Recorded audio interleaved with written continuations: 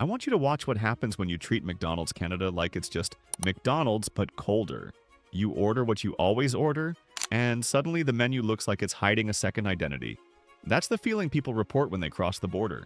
There are items you don't see in the US, and even the familiar stuff can come with different builds and different flavor priorities. It's like opening the same app on a different phone and finding new features. I'll break down 9 items that prove it.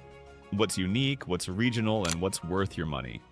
Number 1, Canadian poutine. You think fast food poutine is just fries with brown gravy, but the whole thing lives or dies on one detail Americans don't watch for: the curds. This is the obvious Canada-only order.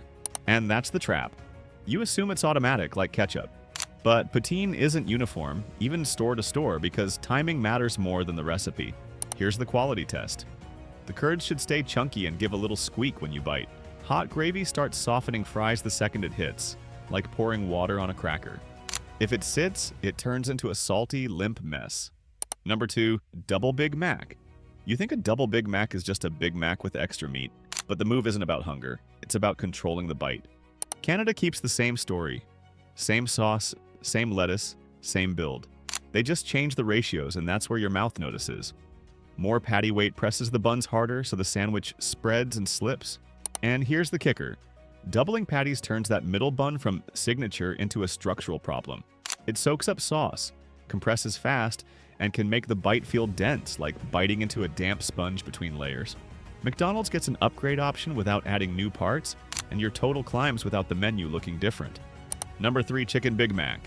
You think swapping beef for chicken is a simple flip, but the Chicken Big Mac is a test of how far classic can bend before people call it fake. They keep the identity in place.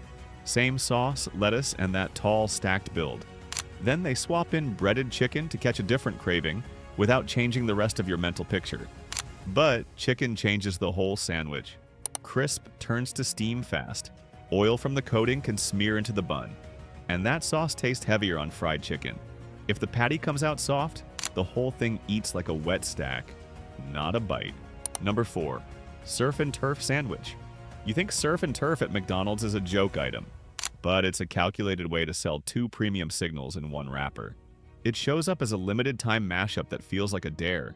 Meat plus seafood. That's not an accident. The weird combo is the ad. Your brain stops, you look twice, and you talk about it. The risk is clash. Fish smell can take over. Sauces can fight. Textures can blur into one soft, salty bite, like mixing 2 dips until you can't taste either one. If the build is sloppy, it tastes like compromise. Watch the allergy angle. When menus blur categories, you order fast and miss cues. Here's the truth. It's a marketing lab move. Number 5, Chicken Cheeseburger, Menu Hack. You think a menu hack is harmless? But the way you combine items can change price, portion, and even what you think you ordered. The chicken cheeseburger isn't an official hero item. It's you taking an existing chicken sandwich base, adding cheese and dialing condiments to fake a higher tier build without buying the higher tier sandwich. Here's the problem. Hacks are messy. One store rings it up clean, another says no, another goes heavy on mayo or extra pickles, and suddenly it's saltier and heavier than the chicken sandwich you were trying to fix, like adding just a little to a cart until the total jumps. Canada's value menu mindset and app tweaks help this spread. Set a price ceiling, keep the build simple. Number 6, Biscoff McPops trademark. You think Biscoff McPops are just bite-sized sweets. But Biscoff is a global flavor signal, and Canada is where they can test it without betting the US menu. McPops are built for impulse buys. Small, poppable, easy to add at the register.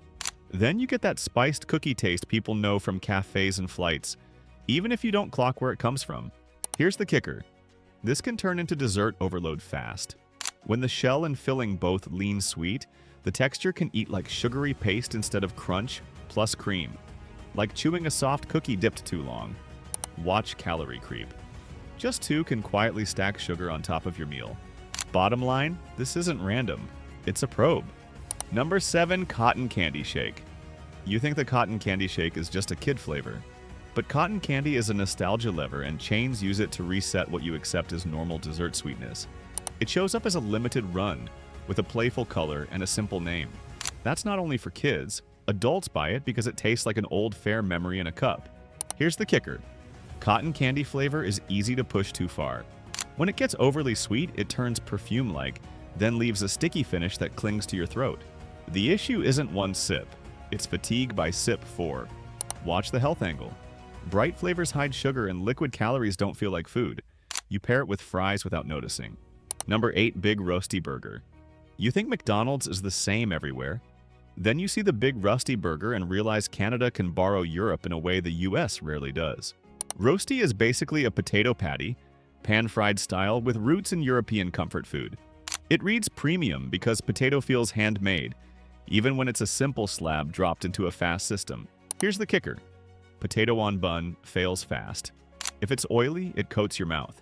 If it goes limp, it turns the whole sandwich into soft starch, like stacking pancakes and calling it crunchy. This is global strategy. Run a hit in one region, export it next door, watch the data. If you track blood sugar, bun plus potato is a stealth hit. Number 9, Teriyaki Chicken Sandwich. You think teriyaki at McDonald's is just a sweet sauce job? But it's a regional taste test that shows what they think Canadians will accept that Americans won't. Teriyaki reads like global comfort. Sweet, salty, soy-forward, and it signals an Asian-inspired lane without adding a new grill, new toppings, or extra steps that slow the line. But teriyaki is a tightrope. Too sweet and it tastes like candy glaze. Too salty and it pulls moisture from the chicken, so every bite feels dry like licking sauce off a paper towel. And here's the kicker. Sauce hides the numbers. Sugar and sodium climb fast. If you order it as the lighter pick, you can land on a dessert meal hybrid.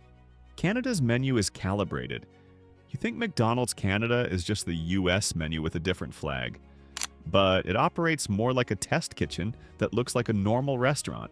When you travel, treat that menu like a label.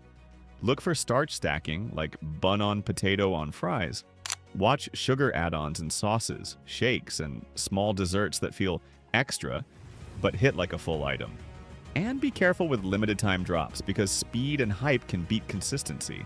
And drop a comment with the one Canadian item you'd bring to the US.